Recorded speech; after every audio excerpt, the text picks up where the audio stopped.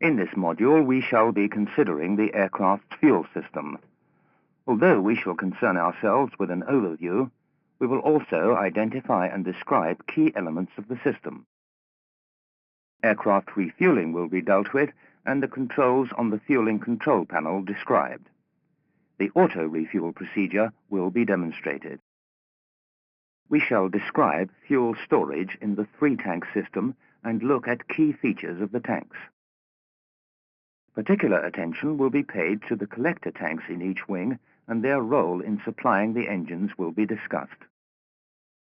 The method by which fuel from the center tanks is transferred to the collector tanks will also be outlined.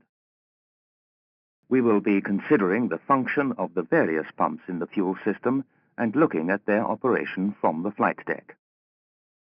The ability of the system to cross-feed the engines with fuel from either collector tank will be detailed. The function and operation of the fire shut-off valves in the APU and engine supply lines will be reviewed and explained. The various alerts relating to the fuel system will be shown, and the appropriate action for each will be stated. Finally, we shall be looking at how fuel quantities in each of the tanks is measured and then displayed. The aircraft has 3 fuel storage tanks. Each wing has a fuel tank. There is also a center wing tank. Each main tank has a storage capacity of 3,870 kilograms. The center tank holds 2,980 kilograms, giving a total of 10,720 kilograms. Located in each of the main tanks are 10 capacitive type probes. The center tank has 2 probes. These probes measure the fuel quantities in each of the tanks. Each probe sends electrical signals to a combined processor totalizer located in the first officer's main instrument panel. This produces a total fuel quantity reading for the aircraft. The CPT has analog and digital fuel readings. Located in the fuel control panel are 3 LCD displays, giving the individual tank quantities for the 2 wing tanks and center tank. These displays receive their data from the combined processor totalizer. The CPT also supplies the fueling control panel with its fuel quantity information. Finally, the FMS and FWC also receive fuel data from the CPT. An alternative system of fuel measurement is provided by 6 magnetic fuel level indicators, 3 in each tank. These must be unlocked and lowered into position. A calibrated scale on the indicator gives a fuel quantity value in kilograms. The value indicated must be corrected using attitude correction tables. Aircraft attitude is shown by the attitude monitor on the lower fuselage above the fueling control panel. Moving on, we shall take a closer look at the fuel tanks themselves. Main tanks, collector tanks, and center tank are equipped with water drainage valves. The tanks also have a tank ventilation system with outlets at the outboard flap track fairings. The center tank is an integral center wing tank, but some aircraft are fitted with a bladder-type tank. The 2 wing tanks are each divided into 4 sections.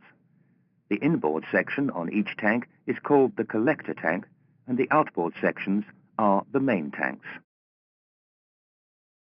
The main tanks supply the collector tanks with fuel via jet pumps or flapper valves. The purpose of this transfer is to maintain the collectors at full capacity. Wing tanks can also be supplied by fuel from the center tank. This is accomplished by means of 2 electric transfer pumps. Located on the output side of the pumps are check valves to prevent fuel backflow and sensors to indicate low pressure.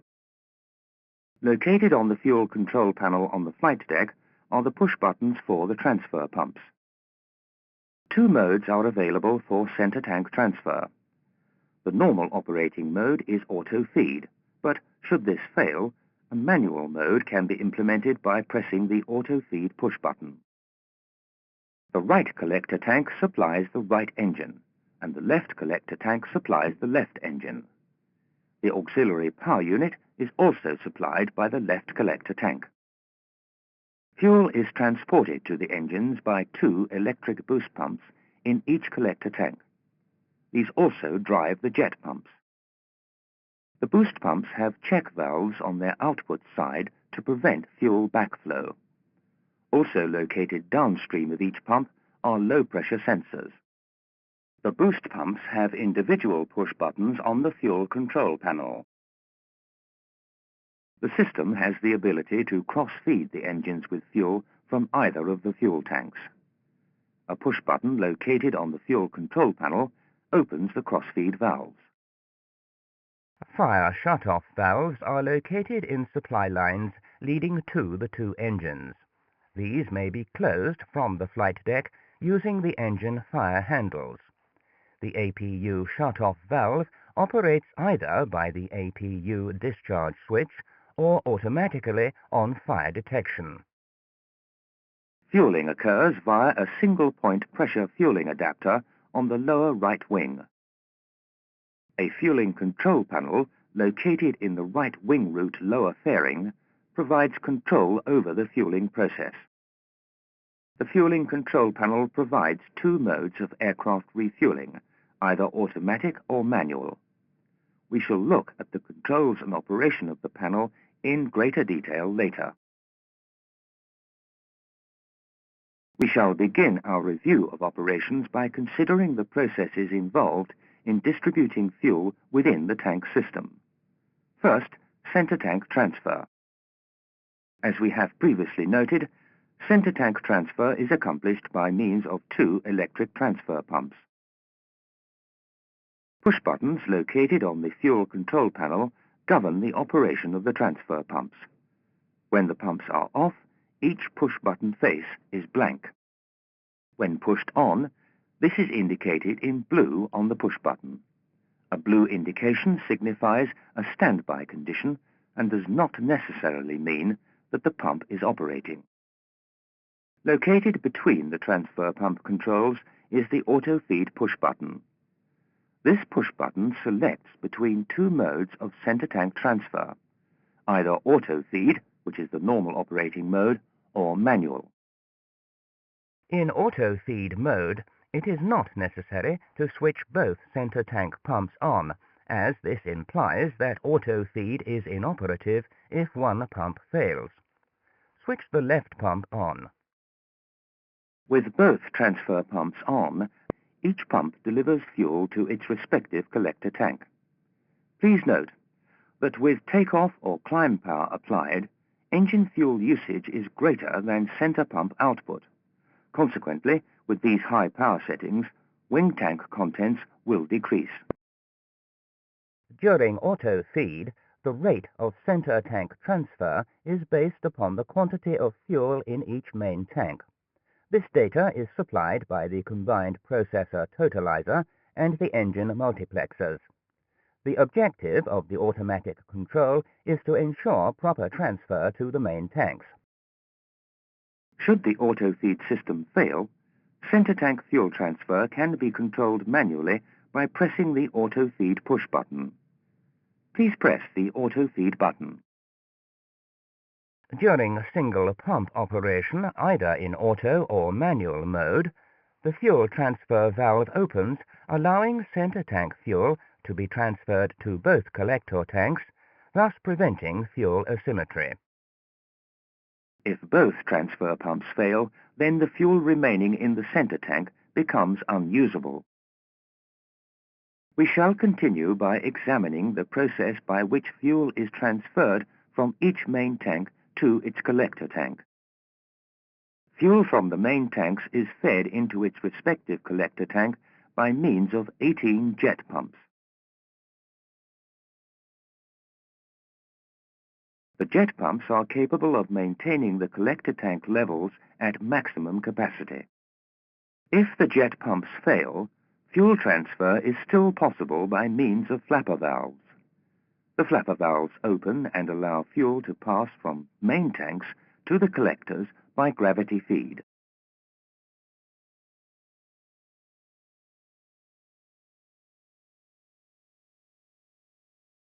The flapper valves only facilitate inboard flow of fuel.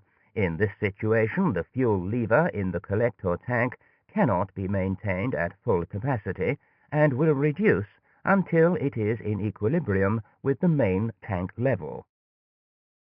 Moving on, we shall consider the supply of fuel to the engines. Fuel supply lines lead from each collector tank to its respective engine. 2 electric boost pumps in each collector tank are responsible for delivering the fuel. As we have seen, the boost pump push buttons are located on the fuel control panel. When the pumps are off, this is indicated in white on the push button. When a pump is switched on, the white off condition disappears. Switch on the L1 boost pump. In keeping with the dark flight deck philosophy of this aircraft, a successfully operating boost pump shows nothing on the push button face. Please note that each of the collector tank boost pumps is capable of supplying its respective engine with sufficient fuel for all conditions. Under normal operating conditions, each collector tank supplies its corresponding engine, but the fuel system also has a cross-feed capability. Within the cross-feed lines are 2 cross-feed valves. These are normally closed, thus isolating the left and right engine fuel feed systems. The operation of the 2 cross-feed valves is controlled by the cross-feed push button on the fuel control panel. When cross-feed is not engaged, the push button face is blank. When the cross-feed is engaged, a blue on indication appears in the push button. When both cross-feed valves are fully open, cross-feed starts. This is indicated on the cross-feed push button by the appearance of a horizontal white flow bar. Cross-feeding should only be employed when both boost pumps in one tank are switched off. Press the cross-feed button to initiate cross-feed from the left collector tank to the right engine. Cross-feeding is only possible from the collector tanks to either engine. The check valves in each collector tank make cross-feeding from one main tank to the other impossible. Please note that if either or both cross-feed valves fail to open, the white bar will not appear on the cross-feed push button. In this situation, cross-feed is not possible. We shall now look at the operation of the fire shut-off valves, which are located in the fuel supply lines to the 2 engines and the APU. The shut-off valves for the right and left engine are controlled by 2 engine fire handles located above the fuel control panel in the overhead panel. If an engine fire is detected, the appropriate fire handle is pulled. This closes the fire shut-off valve for that engine and in doing so cuts off its supply of fuel. The closure of the fire shut-off valve is shown by a white closed message on the appropriate system shut-off indicator at the top of the fuel control panel. When the fire shut-off valves are open, the system shut-off indicator is blank. This is the normal indication. The flight deck control for the APU fire shut-off valve is the APU fire discharge switch, but the valve normally closes automatically upon detection of a fire. Finally, we shall discuss the procedure for automatic fueling of the aircraft. As we have seen, the fueling control panel in the right wing root lower fairing provides the controls for this operation. Once the external fueling line has been attached to the fueling adapter, the power switch on the control panel should be switched to on. The mode switch allows selection of the fueling and defueling options. The automatic or manual switch must be switched to auto. To select the amount of fuel you require, there are 2 buttons, one with a minus sign and one with a plus sign. To change the amount in the preset total quantity display, the buttons located below the display can be touched to select the amount you require. Touch the Total Preset button, which will increase the amount of fuel.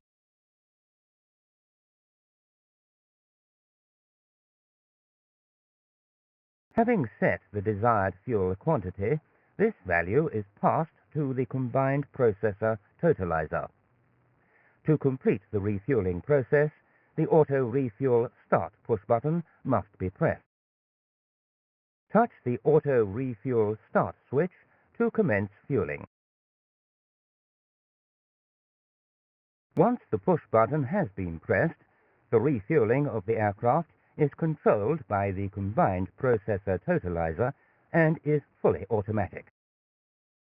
During fueling, amber lights indicate the status of fueling shut-off valves in each of the tanks, on when shut. Green lights indicate the status of overflow valves, on when open. Individual fuel tank quantities are shown in 3 LCD displays. 3 switches control main tanks and center tank shut-off valves during manual operation. These must be shut for auto refuel. We shall continue by looking at how fuel system malfunctions are indicated and the procedures for dealing with them. As we have seen, each boost pump has a low-pressure sensor on its output side. If a pump sensor detects low pressure, a level 1 alert occurs on the flight deck. The left MFDU indicates a fault in pump 1 in the left collector tank. The right MFDU indicates the procedure to be followed. The Quick Reference Handbook should also be checked. The push button for the malfunctioning pump gives an amber fault indication. The stated procedure is to switch the pump off. Please do this. A white off indication is displayed on the boost pump push button, which has been switched off.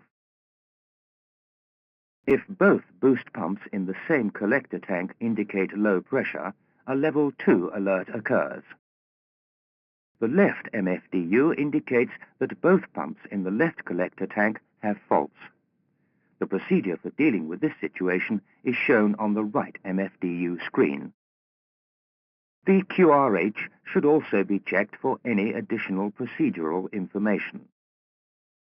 Both boost pump push buttons for the left collector tank will show an amber fault status and must be switched off. Please note that because the 2 boost pumps in each collector tank are mounted at different heights, the amount of unusable fuel varies according to which pump has become faulty. Here we see a review of the malfunctions that we have just discussed. Please note the alert inhibitions shown in the table. Moving on, we shall consider malfunctions occurring in the center tank fuel transfer pumps. Both transfer pumps have low-pressure sensors on their output side. If low pressure is detected in a transfer pump, a level 1 alert occurs. Once again, the left MFDU indicates the nature of the fault and the right displays the appropriate procedure. The QRH should also be consulted in case there are additional procedures. The stated procedure is to switch the pump off. Please do this now. When the pump is switched off, the push button face is black. If both center tank transfer pumps malfunction due to low pressure, a level 1 alert occurs on the flight deck. The MFDU screens indicate the nature and the procedure for this fault. Check the Quick Reference Handbook regarding the failure of both center tank pumps. The pump push buttons for both center tanks will show a low pressure indication and should be switched off. Please note that this alert normally suggests that the tank is empty. Here we see a review of the malfunctions that we have just discussed. Please note the alert inhibitions shown in the table. A further malfunction that may occur in the center tank fuel transfer process is a failure in the auto feed system. This is signaled by a level 1 alert. The MFDU displays should then be checked. The QRH should also be consulted for more detailed procedures. Finally, the auto feed push button on the fuel control panel shows an amber fault condition. The auto feed switch must be pressed to engage manual mode of center tank transfer. Manual fuel transfer procedures have already been discussed in the operations section. With auto feed in manual mode, the pumps operate as long as they are switched on. With full main tanks, the center tank fuel in this case would be pumped overboard via the fuel vent system. To prevent this, follow the appropriate abnormal procedure. In concluding this section, we shall look at those fuel system alerts which are not represented by any indications on the fuel control panel. The first concerns a low collector tank level resulting from a cause such as jet pump failure.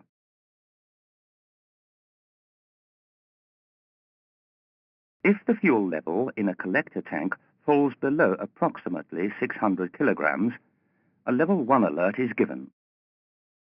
Check the MFDU messages. The relevant section of the QRH should also be read and any stated procedure acted upon. The last fuel system alert that we shall be dealing with concerns fuel asymmetry.